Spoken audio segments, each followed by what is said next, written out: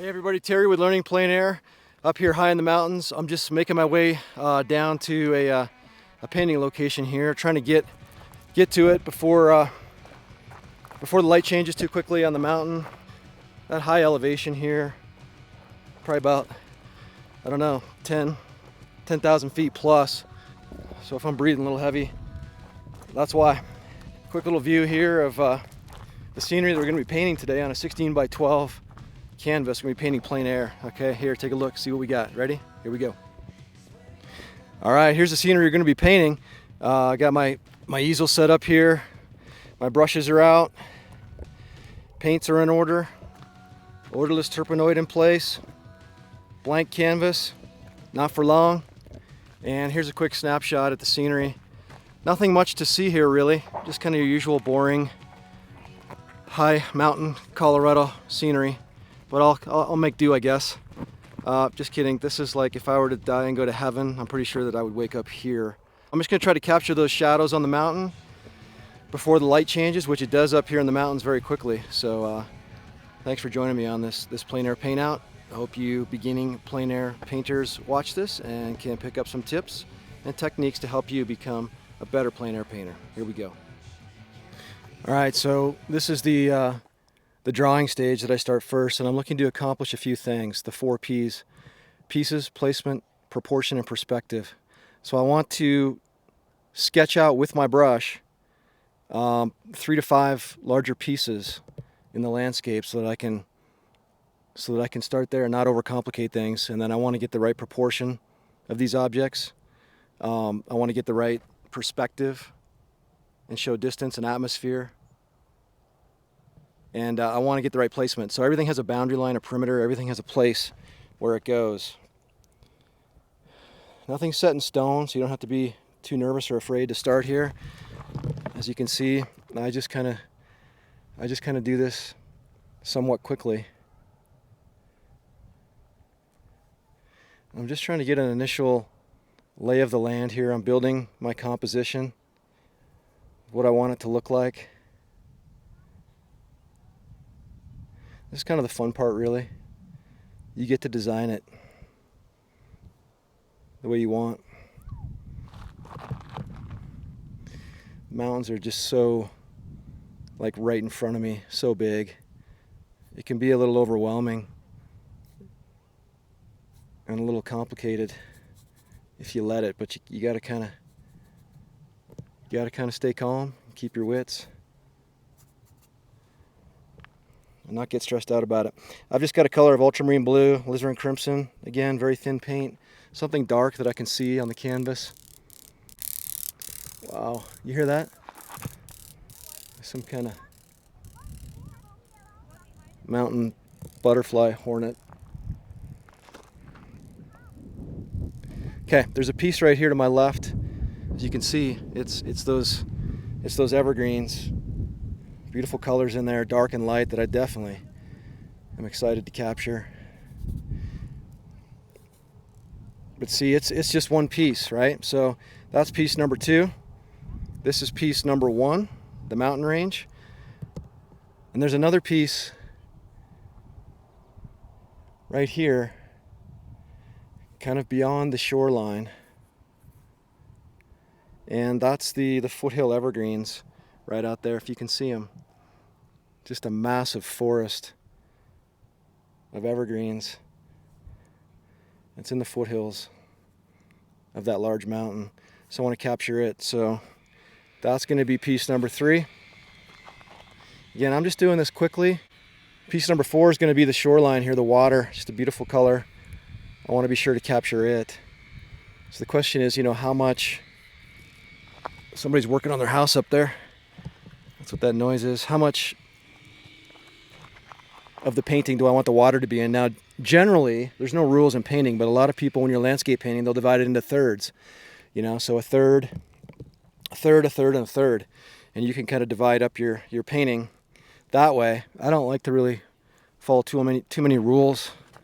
But now what I want to do is I want to capture the shadow real quick. What I like to do is in this stage, I note my darkest dark, where it's going to be. And it's going to be, for me, there's a big rock like right here, and then there's some evergreens that are really dark right in here. So in a minute I'm gonna put a different color on that to note that, but I'm just making a notation that there's a dark rock there, dark evergreens right there. And I always start my paintings in the darkest dark. It's how I was trained. It works. It's Russian Impressionism, plein air painting. It helps you key all the other colors according to that darkest dark.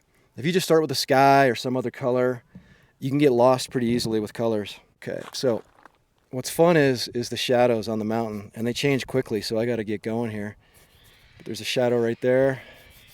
Just kind of squint my eyes a little bit to see the light and the shadow, not too much. There's shadow up here on this ridge line. So this is kind of what you call a light and shadow painting. When the sun is out, you really want to look at everything in terms of what's in the light and what's in the shadow. It's light, shadow, and cast shadow. I've got my pieces. 1, 2, 3. The lake is 4. Now what we do is we go into stage 2, which is the abstract stage, where I start blocking in the right color, the right temperature, the right value in the right place. Here we go. Okay, we're in the abstract stage here. I've pre-mixed up a few colors. I don't know if you can see them. It's extremely bright out, but I mixed up a darkest dark for the rocks. I mixed up a green mixture, and I mixed up a color for the foreground evergreen forest below the mountains. This is just a mixture of phthalo blue, alizarin crimson, a little bit of cerulean blue. The trees here is just a mixture of phthalo green, some ultramarine blue, some yellow. As you know, blue plus yellow equals green. That's how I get my greens a lot of times, is the blue plus the cad medium yellow. And then this mountain forest color are the similar colors to make up the green, but I've put a little bit of little titanium white, some yellow ochre in there, and a little bit of more cerulean blue to kind of make it, and it's a lighter value, it's further off, so I need to be aware of that.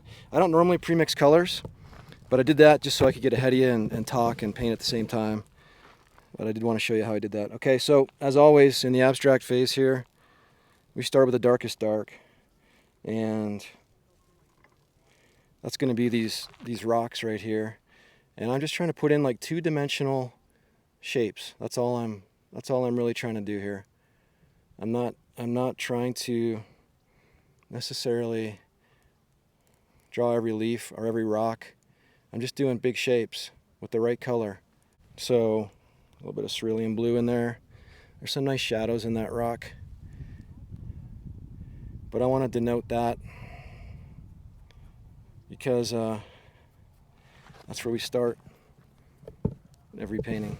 So now I'm going to go after these evergreen trees right there. You know, you can see them right there. I'll zoom in for you. Pretty color, and they're kind of my part of my darkest dark. They're a little further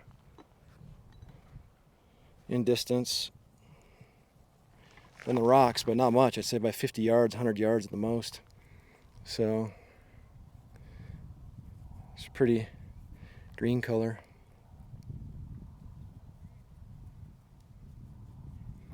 Again, I use a number 12 brush, and I block it in quickly. I'm not here to paint every tree on the mountain.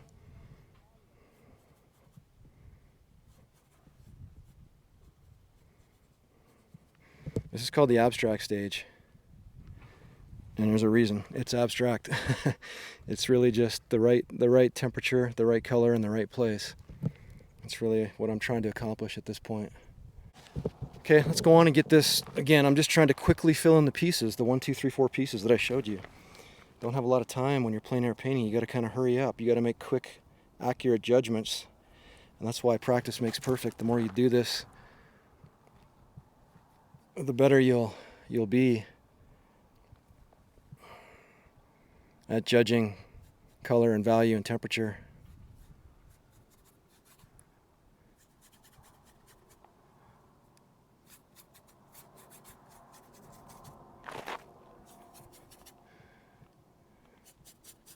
You know, at this point you can make some color changes within the pieces if you see them. That's okay to do that. And I see a little more reddish greenish color in some of that forest, so I'm just going to put it in now. Just a little bit darker. So I'm going to get a little more ultramarine blue. I'm going to get a little cad red. And then I'm going to put a touch of phthalo green in there. I just need it to be a little darker, but not so dark that it's darker than my foreground.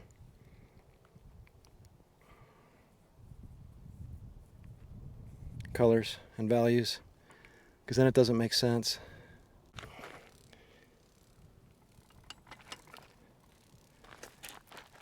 There we go. That's kind of the color I was looking for. Sometimes you got to struggle with it a bit and find it.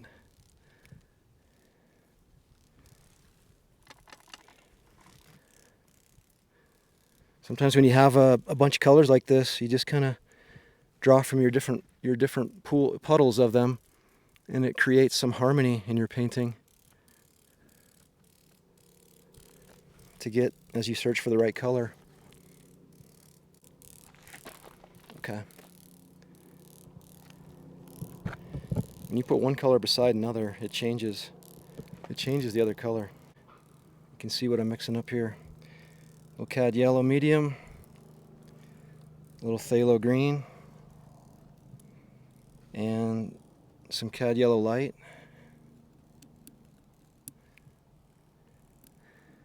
See a little red in there, a little more titanium white, just a touch more red, cad red. Okay, a little terpenoid, just thin paint. The hillside here.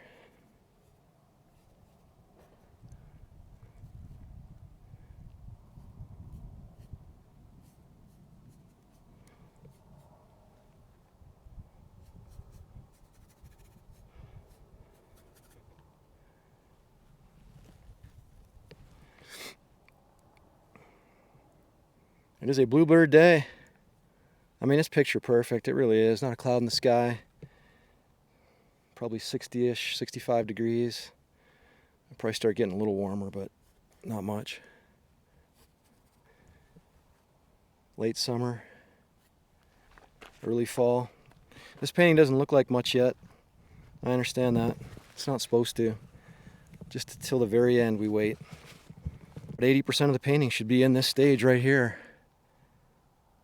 The abstract stage, just trying to find the right colors in the right place.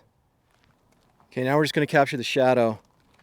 Some more pieces that I got to get before I can move on.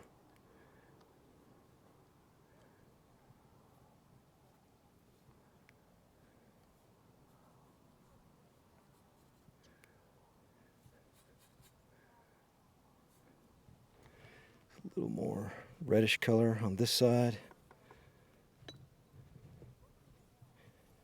The shadow. I'm going to put a little cerulean in there as well. It's just this nice purplish color. Colors are just so brilliant and amazing. Oh, can you see the mountain shadow colors I'm trying to capture there? They're going to change pretty quickly here, as often happens in the mountains.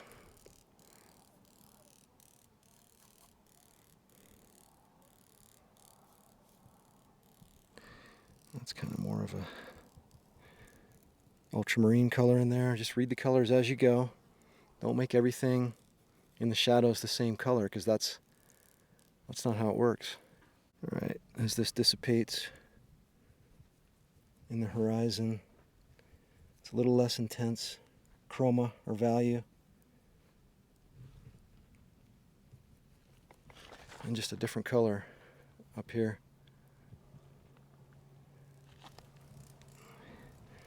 A little more reddish to it though. It's kind of a peak, far off peak back there. The mountains just seem to kind of go on forever. It's like, okay, I painted that, ow, large bug. I painted that mountain range, and then there's another one I gotta get. It just keeps going on and on.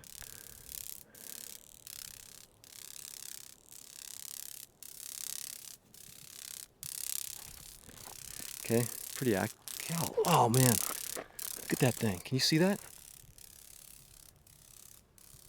Look at that. Flew right by my ear.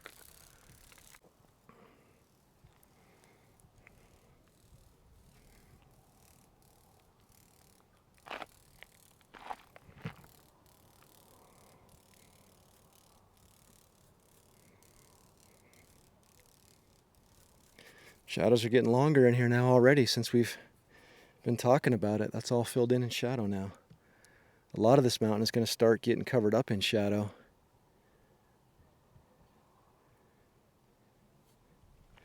Which is why I got to get going. It's all about what I mentioned before, the placement, proportion, perspective.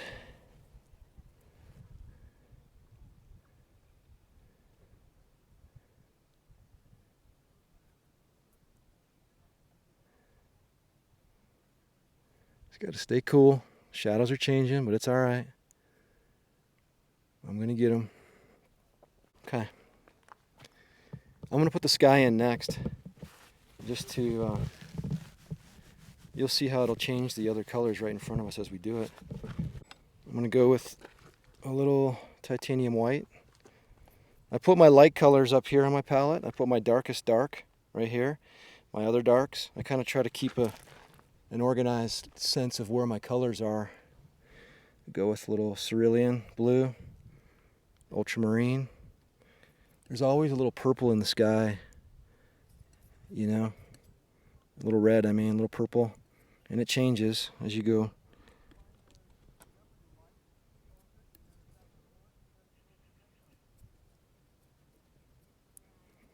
I'm just gonna do a little tester, put that on.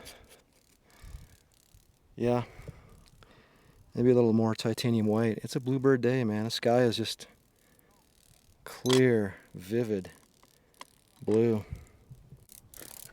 Okay, let's do this.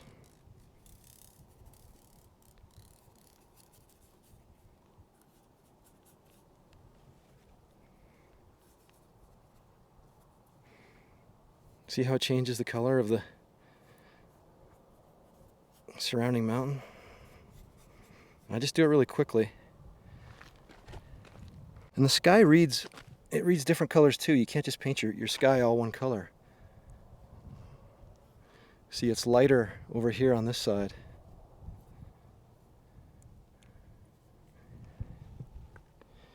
A little more titanium white on that side compared to that side. It's a little more, I see more bluish purple, darker value. In fact, I'm gonna just go a little stronger with that and put some little strokes of purple in there. Wow, it's crazy. Look at that reflection. Unbelievable. Love it.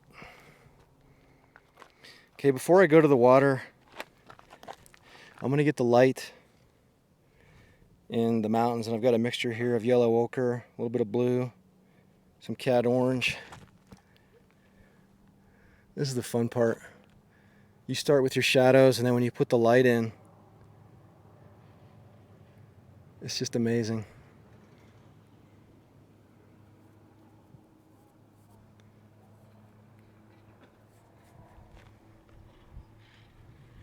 Need that to be a little lighter.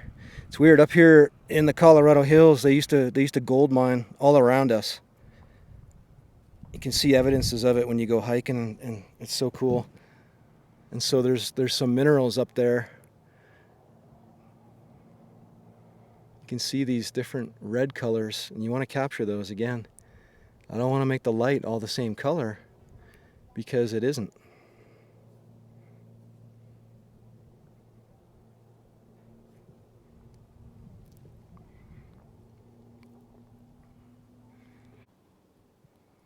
Oh, look at those birds flying across the lake. That's cool. Feeling like I'm getting behind here.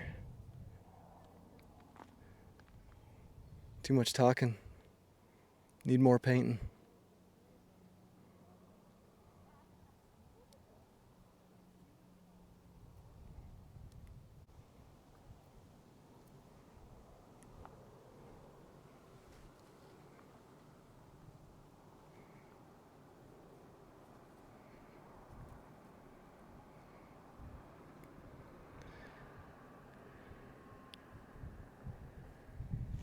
Shadows are changing, so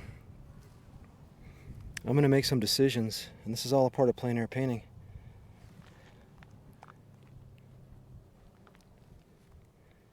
A little more ultramarine blue, alizarin crimson, a little bit of my gel mix to butter it up. Let's go a little darker, a little more purplish. Don't be afraid. Painting light and shadow, you gotta love it. That's what it's all about.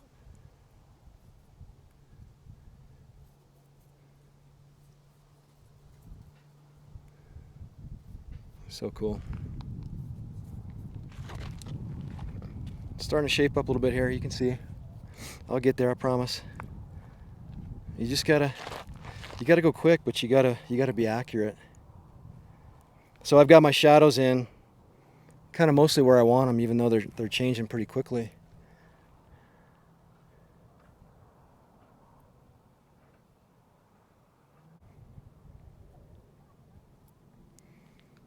I think we're good. We need a little more light in that mountain though, so I'm going to tackle that next. Okay, we're doing some fun stuff on the mountain with the light, using my palette knife. I do use a palette knife. I like to kind of switch back and forth. It's fun to use it in the mountains. Okay, this turned all to light.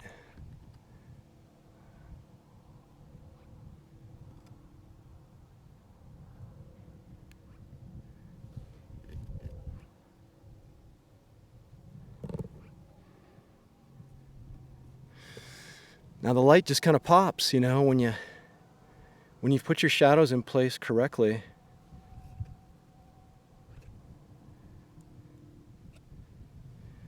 Then the light just kind of makes the shadows pop.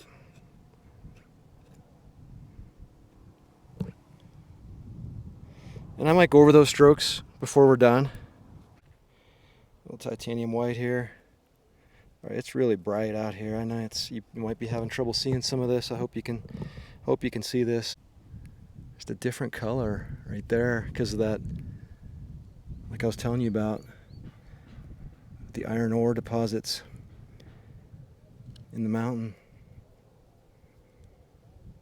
It's almost like a greenish, grayish. Yeah, that looks like it. Opposite colors. You can make some nice grays using the opposite colors.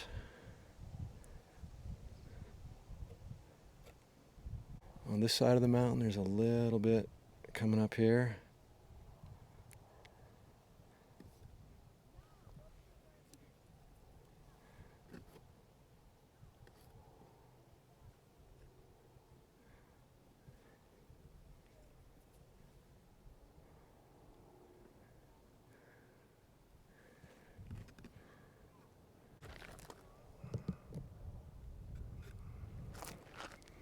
Okay, so we're starting to see a light shadow design here. Wow, there's some super cool changes in the foliage up there that I'm going to capture with my brush that are in the light up there on the very top of that mountain. I want to make it the most powerful color up there. Yeah, that's pretty close. I like a little more orange in there. I know, at the risk of making it too powerful. It's just some foliage up there with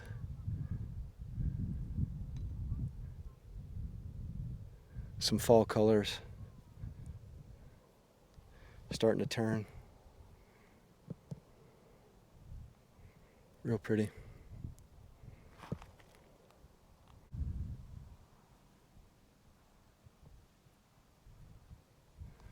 Right there. And we're seeing the same thing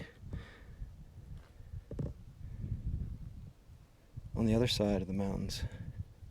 It's partly what drew me to this scenery, other than it just being crazy beautiful, is just the nuances of these color changes that we're seeing up here. I like how that contrasts in there with those colors. I really like that's going to pop. That's going to look nice. So I want to be sure to keep that. and not paint over it, not spoil it.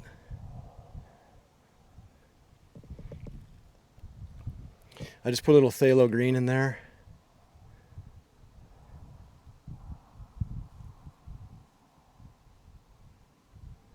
Okay, you don't want to overdo it. Time for the water.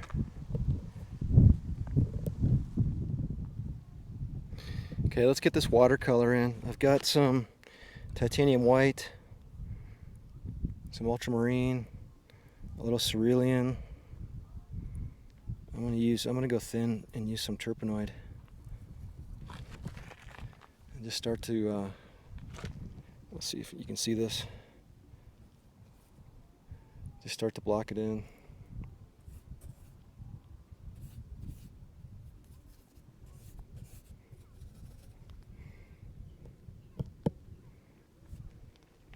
Water can be a little intimidating if you let it, but it doesn't have to be. It's just a shape, it's just a color. And remember, we're not painting things by name necessarily. We are, but we're not. We would do better as artists to remember that we're not painting a rock or an apple or a tree. What you do is you get the right color, the right shape, the right value, and put it in the right place. And then it looks like water.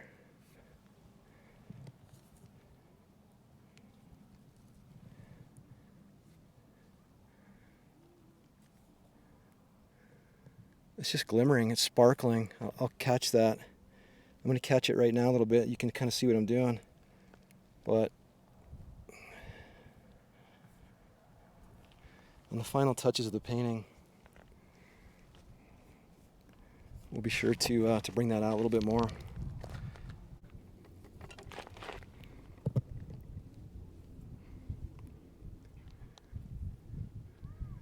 There's changes in the watercolors too that you want to capture. A little more cerulean over here.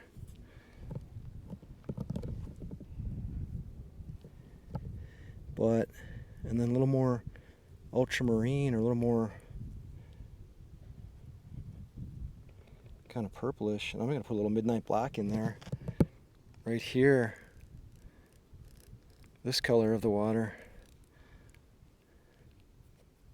We're getting there. I'm going to work on this area next. The trees. It's just a little too undefined, so. Well, all right, we are just putting the finishing touches on here. My battery died. I apologize. So I had to kind of get going, but as you can see, I made a little bit of progress here. And I'm going to just finish up here a little bit on the shoreline, just with the rocks and these two big rocks that I never really did finish. But you can see, you know, the scenery's changed a little bit. It has, but it hasn't. I'm going to move along here for finish. The final stage of our painting process is the detail stage. Stage 4, where you want to do your darkest dark, put in your accents and your final brush strokes. And that's kind of what I'm doing here right now, just working on these two little rocks right here.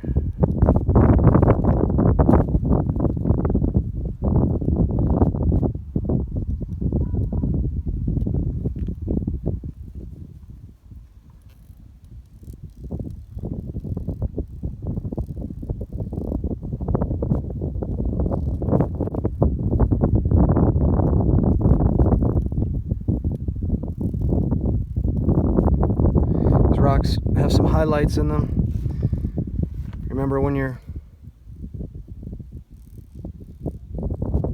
painting light and shadow, there's light, shadow, cast shadow, there's highlights, there's reflected light you have to think about. And I'm just now working on the reflected light that's coming up in the rocks.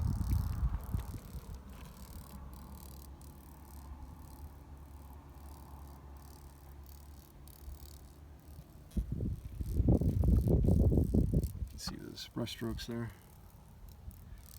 Pretty thick. I'm an impressionistic painter. There was a kayaker and a paddleboarder coming by, so I decided to catch those really quickly. I might go back here in a minute and touch that up, but when they're just flying by in a few seconds, You just want to get the gestures, the right colors. Just do it quickly, but I think it adds a lot to the painting. It says a lot about what I'm painting here today. Here's one of these killer dragonflies again. Anyway, it says a lot about the day. It's a cool, fun day at this mountain lake. A lot of people up here doing things, having fun.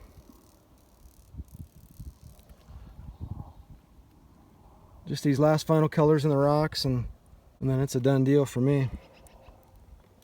Been a super fun day. Thanks for watching. Thanks for joining me. If you're getting value out of this, you enjoy these, subscribe. Hit the bell so you get all our new videos coming out. We're here for you if you're a new beginner plein air painter, to help you make beautiful paintings and be the best painter you can be. It's such an amazing, wonderful, satisfying, rewarding activity just to be out here enjoying God's beauty and just this amazing scenery. Pretty color on the top of the rocks here.